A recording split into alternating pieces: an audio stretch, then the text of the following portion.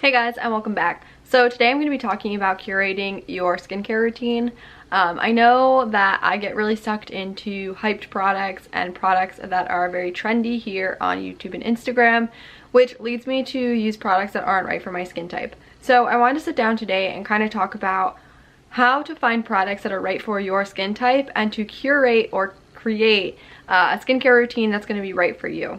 I thought this would be an interesting video topic because it's obviously very important, and I feel like sometimes with social media we get sucked into purchasing products that we do not need or that are not right for us, and I know I do it too. I think everyone kind of has those tendencies to do that because you want to try new things, but I'm just going to give you a few tips and kind of talk you guys through how I found products that were right for my skin, and so you guys can make better decisions, and who knows, sometimes those trendy products will be right for you. So we're gonna dive right in. I have some notes here. I actually took notes for a video for once, and actually planned out what I was gonna say because there were so many things I wanted to talk about and I wanted to make sure that I got everything out for you guys.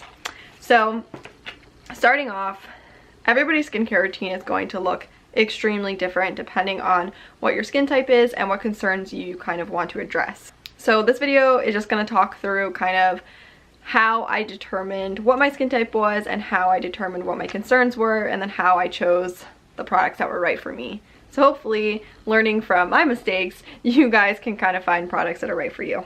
So the first thing that's really important when curating your skincare routine is to identify your skincare type. So there are like 4 or 5 major, why can't I add, skin types. So it's like normal, combination, oily, dry, and then sometimes people add in sensitive. Sometimes it's kind of like a skincare concern more than a skin type. But my skin personally falls in the dry category as well as the sensitive category. So my skin is pretty dry year round. In the summer, it's not as dry as it is in the winter, obviously because it's cold in the winter, but all year round my skin is extremely sensitive, so I do have to be careful about the types of products that I'm using, if I'm using things that are too heavy, so that will play in heavily to the products that I like to choose.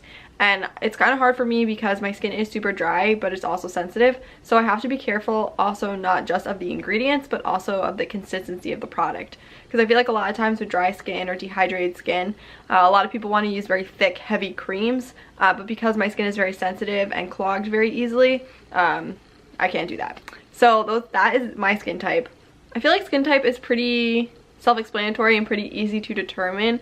If your skin gets, I know a lot of people use the example of using moisturizer. So if you put moisturizer on your face and then 30 minutes later, how does your face feel? Is it tight and dry? Is it oily?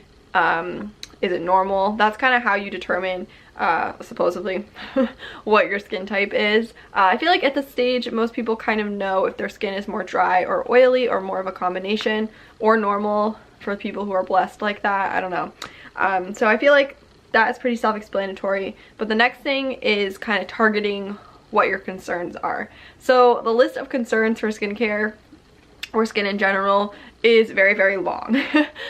So aging, anti-aging could be a concern, sensitivity, dullness, pores, oiliness, breakouts, and acne. So there are a whole entire list of things that you could possibly wanting to target with your skincare. Personally for me, I like to target sensitivity and irritation, as well as I do have some very enlarged pores across my nose. So those are the main things that I focus on. Because I am getting a little bit older, I turned 25 on the 28th, I am starting to add in some more anti-aging skincare products as well, but that's something that I don't do as much. I probably should do it, but I don't. The main things I focus on are sensitivity and then my pores.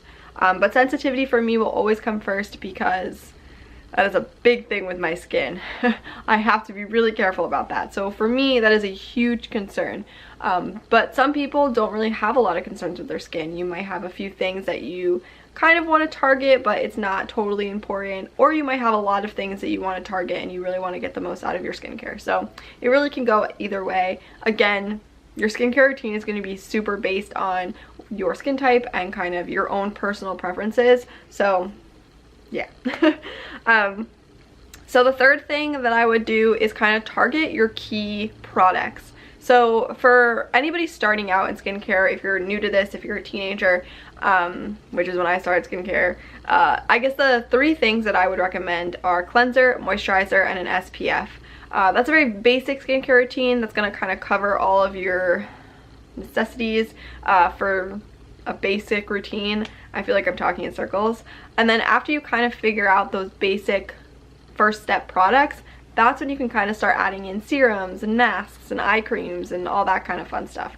But if you're just starting out, I would highly focus on just a cleanser, a moisturizer, and an SPF, because those are kind of like your big important ones, at least for starting out. So I have my 3 products sitting next to me that I use every day for cleanser, moisturizer, and SPF.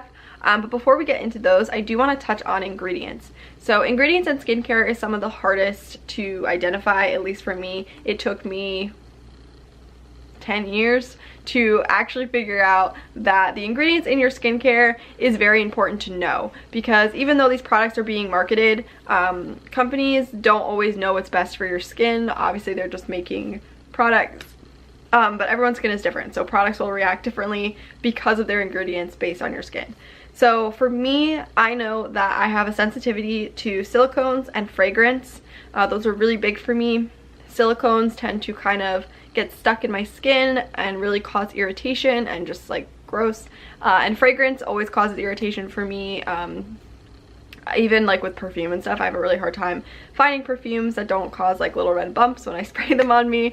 But so silicones and fragrance are my ingredients that I try to stay away from. Again, this is going to be different for everybody, and it's just kind of trial and error. I didn't realize that I had a sensitivity to silicones until I used a very specific product about 2 years ago. It was a foundation heavily created through silicones. I think almost the first 10 ingredients in the foundation were silicone based, and when I put it on my skin immediately got inflamed and I got a rash and it got very irritated. And so when I was going through that, I didn't realize that it was the silicones until I started doing some research. Now, silicones in products aren't always bad. Some people do not have a sensitivity to it. It actually is what gives it like your products that like slippy feeling. And for some people it can be a good thing. For me personally, it's not.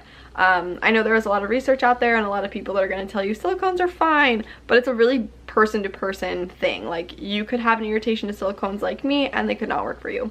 So ingredients, my tips for ingredients would be to do a little bit of research. Find out what products or what ingredients are most common in the products you're using, and see which ones are reacting well with your skin, which ones are reacting not well with your skin. If you know that there's a product that irritates your skin or causes you to break out, look up what ingredients are in it, and you're going to start to see common threads. So if there are a few products that you find that causes breakouts or causes irritation, find what the common ingredients are for that product. I will leave a website link down below that kind of compares ingredients. It's a newer website. It's something I just kind of found out about, so they don't have everything, but it's a good place to start. I'll also leave another website down below that it doesn't compare the products, but you can look up the ingredients for every product. Those are the 2 websites that I used when I was kind of going through this issue and trying to find the ingredients that were irritating my skin, and they helped me out a lot. And doing that research and really learning what ingredients were bothering my skin kind of helped me tailor down my skincare routine and find the products that were actually irritating me, and then I kind of eliminated them and my skin got a lot better. As you can see, I'm not wearing makeup today. My skin is not perfect, although in this lighting it looks pretty good. I still do have a lot of discoloration and red bumps on my cheeks. That just gets caused by, sometimes the water could be too hot when I'm washing my face and it'll cause a little bit of a rash. Sometimes if I'm testing a new product, I'll get red bumps on my cheeks because it irritates me. My skin is just extremely sensitive, so this is something that I always struggle with and always something that I'm trying to relieve. But other than that, overall my skin tone is pretty even. It looks pretty good. Right now my skin feels very hydrated and soft. It doesn't feel dry, and that's because a lot of that is because of the products that I've been using. I've been really using products that are right for my skin, so my skin has been very happy with me. This is probably the best my skin's looked in probably like a year, because I just started kind of doing this whole process 6 months or so ago. Okay, so now we're gonna move into my products that I use on a daily basis. Every single day and night, these are the products that I'm using. Well, one of them not at night, but you'll understand when I get there. This is like my very basic skincare routine. If nothing else, I will do these 3 steps because these are what are most important for me. So first up, we're gonna talk about cleanser. I have the Youth to the People Kale and Green Tea Spinach Vitamin Superfood Cleanser. This is what it looks like. I love this cleanser. One of the things that I was looking for in my skincare routine was more natural ingredients because my skin is very sensitive to silicones, dimethicone in general. I try to find products that skincare products that do not contain any silicones at all.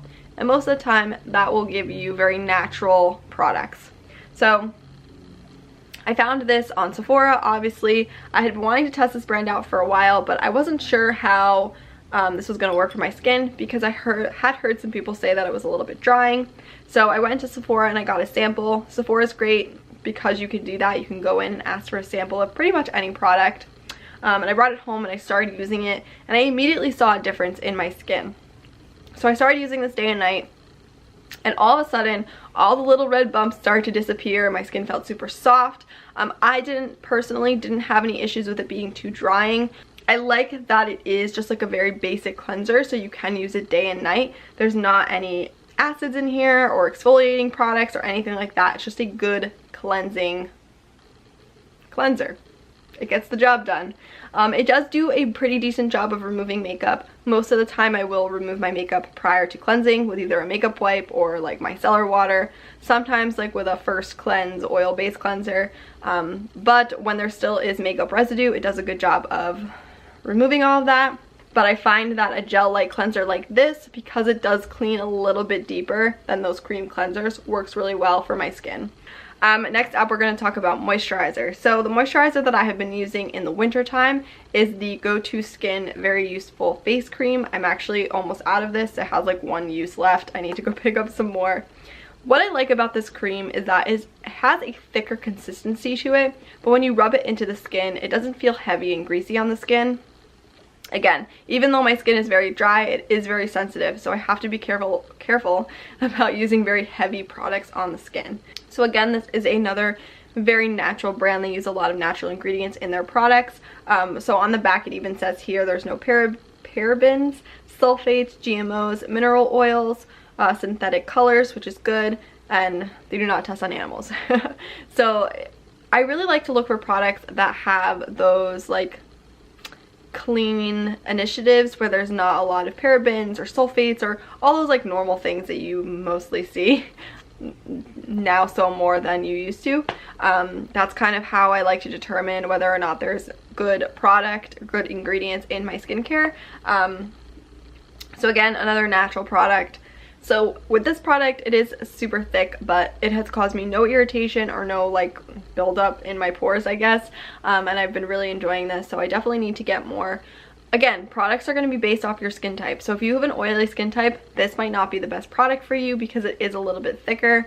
But everyone's skin is different. That is the underlying message of this video. But this has been working really well for me. And if you have a similar skin type to my own, I would definitely recommend this brand. I've been really enjoying their products. And then the last kind of staple skincare product that I wanted to talk to you guys about is a good SPF. So the one that I use is the Pharmacy Green Screen. I really like this. It has an SPF of 30, and again, this is another brand that uses a lot of natural ingredients in their products. So I really love that this product is non-greasy, so it doesn't cause any irritation to my skin, and it wears well, it wears really well under makeup. I'm having trouble forming sentences right now. This is probably one of the only sunscreens that doesn't break me out. A lot of sunscreens can be very greasy and heavy on the skin, which again, my skin does not like, so it will cause irritation. But this product does not cause any irritation on my skin. It's really, really beautiful.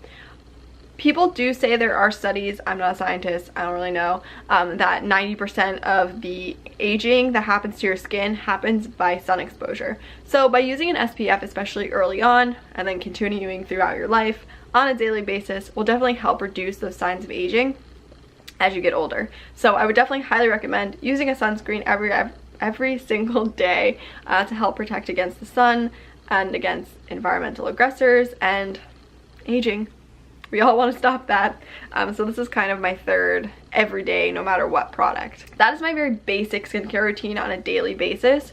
When I want to add a little bit more, when I want to target some of those bigger concerns of mine, such as my pores or anything like that, that's when I'll start adding in like products like a serum, an exfoliator, or an eye cream and masks.